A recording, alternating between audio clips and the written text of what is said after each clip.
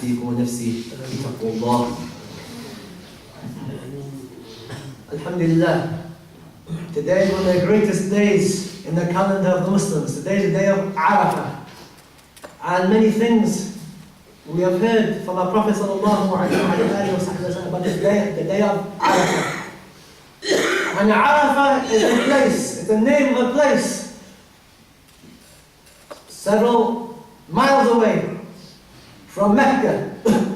And it is the greatest aspect of the Hajj, the pilgrimage that Muslims, nearly 3 million people make annually, worldwide, from all different places, nations. They will go to the holy lands of Mecca and Medina. And right now, 3 million people now are in the place known as Arafah. And they are asking Allah to forgive them. They are making dua, a prayer to Allah to answer their prayer. Whatever is in their hearts, whatever the problems are, and the Muslims have many problems, internally, externally, nationally, internationally. This is the day in which Allah forgives. This is the day in which Allah Azza wa Jalla listens. This is the day in which Allah heard the tears of people. This is the day in which Allah cleans the slate clean for people on Hajj. And that's why Hajj is so important. It's one of the greatest pillars of the Muslims. Arkan is the Hajj. And that's why we recommend, last khutbah, we recommend for people, if you haven't made Hajj, go. If you have the money to go to Hajj, go to Hajj. Don't wait around.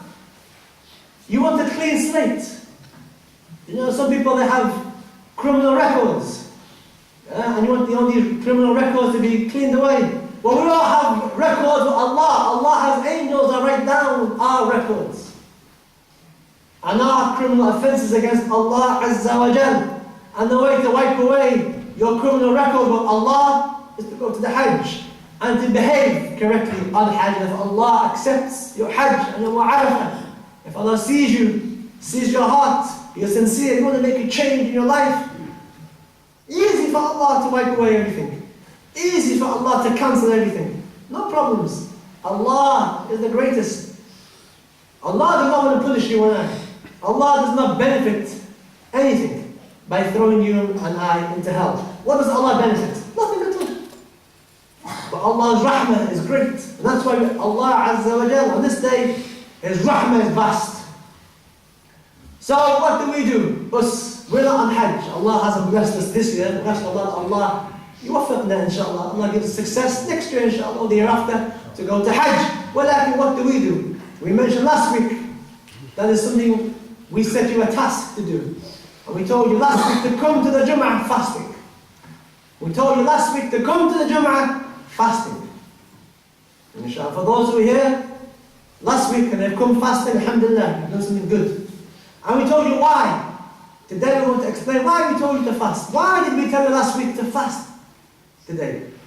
This is the day in which the Prophet sallallahu alaihi wasallam, peace and blessings be upon him, said, if you fast the day of Arafah, which is today, then your previous sins you did last year, and the sins you're going to do in the following year, Allah will forgive. A clean slate. Anything you did bad last year, and anything you're going to do next year, Allah, in the hadith, the Prophet ﷺ says, you're going to be forgiven. Now, this doesn't mean, people get confused now. This doesn't mean that you can have a free run in the next year. You can do what you want because you fasted one day. What it means is that you're protected from falling into sin next year. By fasting this year, the greatness of this, fasting this day, the greatness of this day, Allah Azza wa Jalla will protect you from doing anything major in next year. This is from the tawfiq of Allah. Or it means that small sins that you do last year and the upcoming year, small sins are forgiven. Wallahu ta'ala a'lam. Either way we fast. So alhamdulillah we fasted. But the Prophet sallallahu alaihi wasallam doesn't just say to us just fast like this, skip lunch. Because most of us may be skipping lunch. We had early breakfast, now we're going to eat 7 o'clock at night. And then we think that's all, we skip lunch and it's a normal day. No. The Prophet ﷺ has given us something else to do. It's not that simple. You want to be forgiven? It's not that simple. You skip lunch. Not that simple. Or you sleep during the day. It's not that simple. The Prophet ﷺ has said, "Man malaka fihi sam'ahu." A person on this day who controls what he hears, and controls what he looks at, and controls the tongue. What you hear for your ears, and what you look at, and what you say. All controlled. You're only looking at that which you're allowed to look at. Not looking at things that are impermissible. Not looking at things which are haram, impermissible for you to look at. Whether on your computers, or on your phones, or on TV. Not looking at things that you are not allowed to look at. And not listening to things which are not allowed for you to listen to. Backbiting, or gossiping, or swearing. And watching what comes out of your mouth. You're going to swear on this day, or if you're going to talk badly about somebody else on this day, or talk filth, there's no point in you fasting. Because it's only for the one who does these three things, his sins are forgiven. So let's be very clear. We have a few hours left. And we ask Allah that Allah looks upon us as He's looking upon the people in Arafah. And we ask Allah that Allah forgives us like He forgives them. Nothing impossible. Don't think that, oh, we're on Hajj, we can't get that. Allah Azza wa Jal, His rahmah is big, His mercy is vast. Nothing preventing Allah from forgiving you as well. But what does Allah want to see? If Allah sees you, your heart, the same type of hearts that He's seeing over there in Arafah, Allah can forgive you as well. And then the ulama have said, this is not just something specific. Allah's forgiveness on this day, not just specific to the people of Arafah. Yes, they have a greater chance, bigger chance. Allah sees people in the east and the west, and their hearts are similar. Because Allah in the hadith does not look towards your bodies or your forms, Allah looks towards your heart.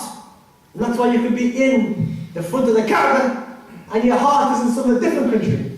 Then you could be in a mountain, on top of a mountain, but your heart is next to the Kaaba. Allah is looking, where's your heart? You could be in the mosque now, your body's in the mosque for Jum'ah, but your heart and your stomach's in the restaurant. And that's what your reward is going to be. You could be in Taraweeh, mentioned Taraweeh.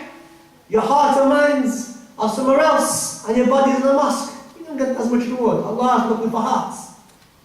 So where's your hearts? Insha'Allah ta'ala. So if Allah sees your heart, make a dua at the end, insha'Allah. That Allah forgives you, like He's going to forgive them. That some of Allah's mercy descend upon you. Some of the raindrops of Allah's rahmah that's raining in Arafah. Now Allah's mercy, Allah brings some mercy and drops it on us and on our families and those who are loved to us and protect us and protect you and your families and our families, insha'Allah ta'ala, from everything evil, insha'Allah ta'ala. And tomorrow is the day of Eid. And this day, Yawm Arafah, is a day in which the devil, Shaitan, when he sees the rahmah, when he sees Allah's mercy descending down on the people of Arafah and other people around the world, insha'Allah ta'ala, Shaitan, in the hadith, the Prophet said he started laughing. And the Sahaba said, why are you laughing, Ya Rasulullah? And the Prophet sallallahu alayhi wa sallam said, I saw Shaitan crying. He picked up the dust, the sun, the devil picked up the sun and threw it in his face out of despair, out of anger, because he saw Allah's mercy. All the devil's hard work, Allah wiped it away clean. That's why he screamed. And every year he screams. But my question, and tomorrow we'll talk about it inshallah in the khutbah of Eid, that he may be screaming today, and he may be laughing tomorrow. So don't let yourselves, or don't let your families, or your daughters, or your wives, don't let Shaitan laugh at you tomorrow, but cry today. Because tomorrow is more important. If Shaitan's still crying tomorrow, you're doing something good. And if Shaitan's crying every single day, you're doing good. But if Shaitan's laughing 364 days of the year, and one day is crying, you're not doing too good, inshallah. So the first prayer tomorrow is 8:30, inshallah ta'ala. And the second prayer, 9:15, followed by the khutbah, which people should try and listen to. Yes, people should try and listen to the khutbah. Yes, it's sunnah. We know Salat al-Eid is sunnah, according to some of the ulama. And when some people leave quickly, sit down, akhi. 15 minutes, hear something good. It's a Saturday, you've got nothing to do. Sit down, listen to the khutbah. There may be something that your son needs to hear. Something that your daughter needs to hear. Maybe something, wallah, something you need to hear that may make a change in your life. Inshallah. So don't quickly run out. If you have some work to do, which most of you don't, it's okay. If the vast majority have nothing to do, you're going to go out and talk, stay in the mosque. 15 minutes. Listen to the khutbah. Say Ameen after the dua. You're staying in the mosque. This is the house of Allah Azza wa Jal. Is outside better than inside? What are you running to? Running to shake hands? Okay, wait for the people. How can we shake hands after Salah? What's the big rush? 15 minutes of Yawm al-Qiyamah, you never know. Those 15 minutes may tip your scale. Always it's surprising me why people run away. What for? If you have work, okay, no problems. You've got nothing to do, ya akhi. Sometimes I look out the window and I see them outside. What are they doing? Talking. Talk after Salah. Talk after the khutbah. Listen to something good, inshallah ta'ala.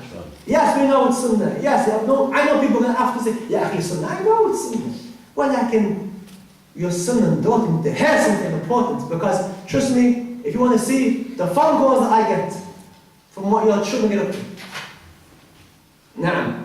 And some of the things I can't say in the khutbah. I got a phone call, just to give you an example. I got a phone call today, and we'll end on this. This woman said her friend has a boyfriend and she's now pregnant. I said, okay, they're both Muslim, both Muslim. La ilaha. And did they have an abortion or not? Nice. And the woman said, but he's practicing. He's practicing. I said, what kind of practicing is this? This is what's happening. This is what's happening. It's sad to say, I don't like to say these things, but so listen, sit behind 15 minutes. 15 minutes for your children. Qiyamah, you'll be crying. Inshallah. So stay behind, listen to the khutbah. Yes, if some people need to leave, okay. But those vast majority, 99.9% you don't need to go anywhere. Remain behind. Inshallah. Listen to the khutbah. Benefit your children or daughter may benefit something. Inshallah. Because they need to benefit, inshallah. عباد الله يعلموا أن نفعل الإنسان في هذا الزمان